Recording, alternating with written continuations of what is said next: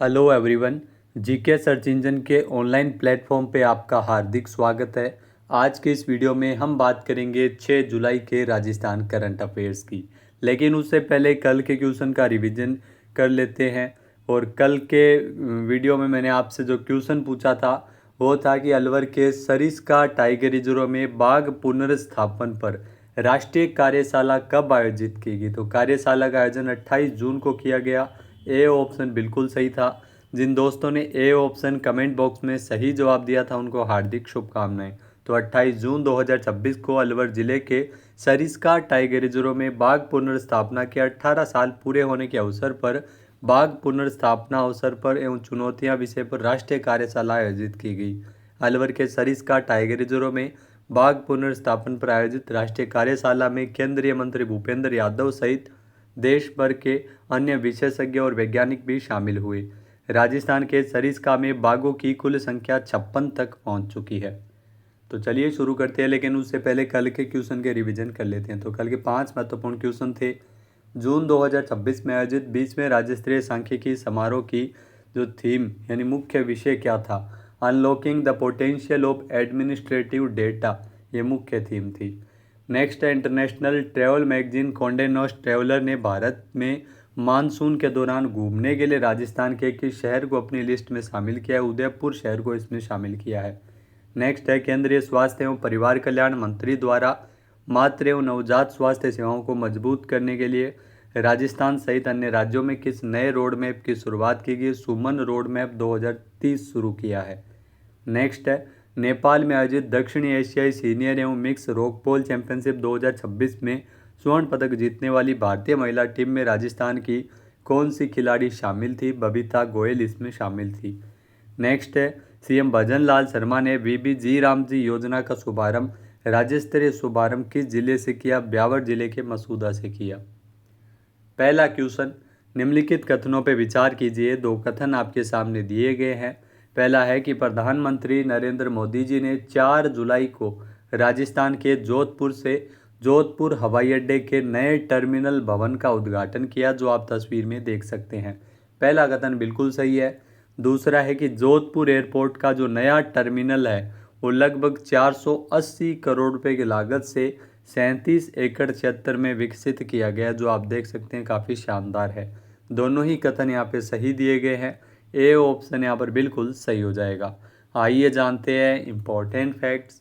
तो भारत के प्रधानमंत्री नरेंद्र मोदी जी 4 जुलाई को राजस्थान दौरे पे आए थे।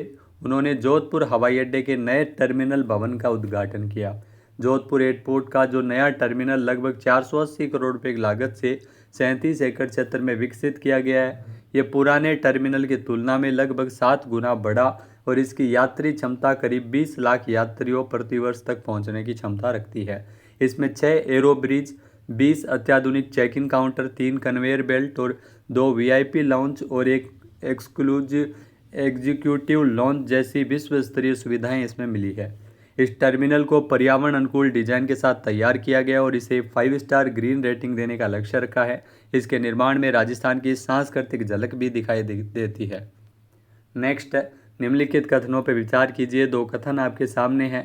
पहला है कि राजस्थान के आर्थिक एवं सांख्यिकी निदेशालय के एसडीजी इंडेक्स 2026 में जो 100 अंकों में से 67.13 अंक हासिल कर झुंझुनू दूसरे वर्ष भी शीर्ष स्थान पर रहा है, तो बिल्कुल सही है और बहुत ही महत्वपूर्ण क्वेश्चन है। इसके अलावा राजस्थान का जो औसत एसडीजी स्कोर 59.11 से बढ़कर 60.80 हो गया है, ये भी ध्यान में रखना है। दोनों ही कथन सही है। ए ऑप्शन यहाँ पर बिल्कुल सही हो जाएगा। आइए जानते हैं इम्पोर्टेंट फैक्ट्स। तो राजस्थान के आर्थिक एवं सांख्यिकी निदेशालय के एसडीजी इंडेक्स 2025 जारी किए हैं। रिपोर्ट के अनुसार राज्य का औसत एसडीजी स्कोर 59.11 से बढ़कर 60.80 हो गया है। 100 अंकों में 67.13 अंक हासिल कर झुंझुनू दूसरे वर्ष भी एसडीजी इंडेक्स 2025 में शीर्ष पर बना हुआ है, जबकि चित्तौड़गढ़ 65.41 और राजसमंद 65 अंकों के साथ दूसरे और तीसरे स्थान पे इसमें रहा है। सबसे कम गरीबी ध्यान रखना इसमें अगर बात करें एसडीजी की तो जयपुर में 6.15%, फिर झुंझुनू 6.64, फिर सीकर 7.56। सर्वाधिक गरीबी डूंगरपुर में 40.27%, फिर बांसवाड़ा, फिर उदयपुर आता है। स्वास्थ्य एवं खुशहाली में प्रथम स्थान बारां का है 63.54 अंक। अंतिम स्थान जयपुर का है 37.60। लैंगिक समानता में शीर्ष पे है झुंझुनू 52.88 स्कोर के साथ। महिला अपराध दर में पाली है वो न्यूनतम है, जहां पर महिला अपराध कम होते हैं 18.08 प्रति लाख। नेक्स्ट क्वेश्चन है, पीएम मोदी द्वारा 4 जुलाई को कितने करोड़ रुपए की लागत से जयपुर मेट्रो फेज 2 परियोजना की आधारशिला रखी गई थी। तो आप देख सकते हैं प्रधानमंत्री नरेंद्र मोदी जी 13,037 करोड़ रुपए की लागत की जयपुर मेट्रो फेज 2 परियोजना की आधारशिला रखी है। बी ऑप्शन बिल्कुल सही है। आइए जानते हैं इम्पोर्टेंट फैक्ट्स। तो पीएम मोदी के द्वारा 4 जुलाई को लगभग 13,037 करोड़ रुपए की लागत की जयपुर मेट्रो फेज 2 परियोजना की आधारशिला रखी गई। प्रहलादपुरा से तोड़ी मोड़ तक जयपुर में 41 किलोमीटर लंबा ये ट्रैक है, जिसमें 36 स्टेशन का निर्माण होगा। इसके अलावा जयपुर मेट्रो परियोजना फेज 2, जिसे ऑरेंज लाइन नाम दिया गया है, जो कि दक्षिण में प्रहलादपुरा से लेकर उत्तर में तोड़ी मोड़ तक यानी सीकर रोड तक चलेगी। इस परियोजना का क्रियान्वयन Rajasthan metro rail corporation limited के द्वारा किया जाएगा, जो कि भारत सरकार और राजस्थान सरकार की 50-50 हिस्सेदारी वाली संयुक्त कंपनी है। नेक्स्ट है, निम्नलिखित कथनों पर विचार कीजिए। 2 कथन आपके सामने है। पहला है कि बीकानेर जिले के पुगल में देश के सबसे बड़े 2450 मेगावाट सोलर प्लांट में अब 1600 मेगावाट 6400 मेगावाट घंटा की भारी भरकम बैटरी स्टोरेज प्रणाली लगेगी। बिल्कुल सही है। फिर है कि सोलर पार्क में कुल 10 प्लांट लगेंगे, जिसमें 8 प्लांट 250 मेगावाट के, 2 प्लांट 125 मेगावाट के होंगे। तो ये भी बिल्कुल सही है। दोनों ही कथन यहाँ पे सही दिए गए हैं। सी ऑप्शन बिल्कुल सही हो जाएगा। आइए जानते हैं इम्पोर्टेंट फैक्ट्स। तो बीकानेर जिले के पुगल में देश के सबसे बड़े 2450 मेगावाट सोलर प्लांट में अब 1600 मेगावाट 6400 मेगावाट घंटा की भारी भरकम बैटरी स्टोरेज प्रणाली लगेगी। इसके लिए अलग से प्लेट्स नहीं लगानी पड़ेगी। राजस्थान विद्युत विनियामक आयोग के नियमों में बदलाव किया गया है। पुगल में 2450 मेगावाट सोलर प्लांट और 1600 मेगावाट की बैटरी लगाने का काम वर्ष 2028 तक पूरा होगा। कंपनी अपनी सप्लाई की गारंटी को पूरा करने के लिए खुले बाजार यानी ग्रीन मार्केट से अधिकतम 5% तक बिजली खरीद कर सकेगी। इस बिजली का इस्तेमाल सीधे सप्लाई करने या बैटरियों को चार्ज करने के लिए किया जाएगा। देश के सबसे बड़े सोलर पार्क में कुल 10 प्लांट लगेंगे, जिसमें 8 प्लांट 250 मेगावाट के, जबकि 2 प्लांट 125 मेगावाट के होंगे।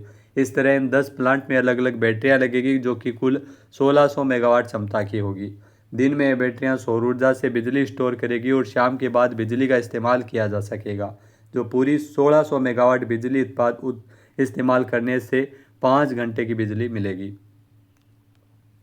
नेक्स्ट है, हाल ही में राजस्थान के पहले एंटरप्राइज ग्रेड और अत्याधुनिक एआई रेडी डेटा सेंटर का उद्घाटन कहाँ किया गया? जयपुर में उद्घाटन किया गया था। ए ऑप्शन बिल्कुल सही है। आइए जानते हैं इम्पोर्टेंट फैक्ट्स। तो ST Telemedia global data centres ने जून 2026 में एसटीटी जयपुर 1 के रूप में राजस्थान के पहले एंटरप्राइज ग्रेड और अत्याधुनिक एआई रेडी डेटा सेंटर का उद्घाटन किया। ये सेंटर रिको इंडस्ट्रियल एरिया जयपुर में स्थित है। यह सुविधा 6 मेगावाट तक के महत्वपूर्ण आईटी लोड का समर्थन कर सकती है, जो कि 95,300 वर्ग फुट से अधिक क्षेत्र में फैली हुई है।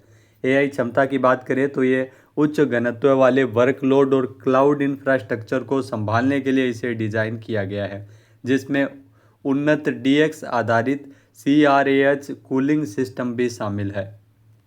अब बात करते हैं दोस्तों सूजस ई प्रश्नोत्तरी की, जो कि 4 जुलाई को प्रकाशित की गई थी। सूजस ई प्रश्नोत्तरी संख्या 135। पहला क्वेश्चन, वर्तमान में भारत में कुल कितने टाइगर रिजर्व है? तो ये ध्यान रखना, वर्तमान में भारत में कुल 58 टाइगर रिजर्व है। सी ऑप्शन बिल्कुल सही है। मोस्ट इंपॉर्टेंट क्वेश्चन है। अर्बन चैलेंज फंड के तहत परियोजनाओं के वित्तीय पोषण का निर्धारित अनुपात है और इसमें कितना निर्धारित किया गया है? तो अर्बन चैलेंज फंड के तहत जो अनुपात निर्धारित किया गया 25% केंद्र, 25% राज्य और निकाय और 50% वित्तीय संस्थान। नेक्स्ट है, यमुना जल परियोजना के तहत हरियाणा के किस बैराज से भूमिगत पाइपलाइन के माध्यम से यमुना का जल राजस्थान लाया जा सकेगा? हथनीकुंड बैराज से ये लाया जाएगा। बी ऑप्शन यहाँ पर बिल्कुल सही है। जो कि चूरू के हांसियावास तक। नेक्स्ट है, जयपुर में हाल ही में वैश्विक कंपनी द्वारा एक अत्याधुनिक AI रेडी डेटा सेंटर स्थापित किया गया है। किसके द्वारा स्थापित किया गया है? तो STT-GDC कंपनी के द्वारा स्थापित किया गया, अभी अभी ये पढ़ा है। नेक्स्ट है, पंच गौरव योजना में एक जिला एक उत्पाद के तहत धौलपुर जिले का उत्पाद कौन सा है? धौलपुर जिले का जो उत्पाद है वो स्टोन आधारित उत्पाद है। सी ऑप्शन बिल्कुल सही है। अब बात की जाए आज के हमारे क्विज के, जिसका आंसर आप सभी को कमेंट बॉक्स में देना है। तो आज का क्विज है, राजस्थान सहित 13 राज्यों में केंद्रीय स्वास्थ्य एवं परिवार कल्याण मंत्री ने मातृ एवं नवजात स्वास्थ्य सेवाओं को सुदृढ़ करने के लिए किस रोड मैप 2030 का शुभारंभ किया है? सही आंसर आपको कमेंट बॉक्स में देना है। और अगर ये वीडियो आपको पसंद आए तो इसे आप लाइक और शेयर करना बिल्कुल न भूलिएगा। चैनल पर नए जुड़े हो, सब्सक्राइब नहीं किया है तो भी सब्सक्राइब बटन पर क्लिक करें। इस वीडियो की जो PDF फाइल है वो आप वीडियो के डिस्क्रिप्शन बॉक्स से डाउनलोड कर सकते हैं। क्वेश्चन आंसर आप वोट करके भी कर सकते हैं। जय हिंद, जय भारत, जय राजस्थान।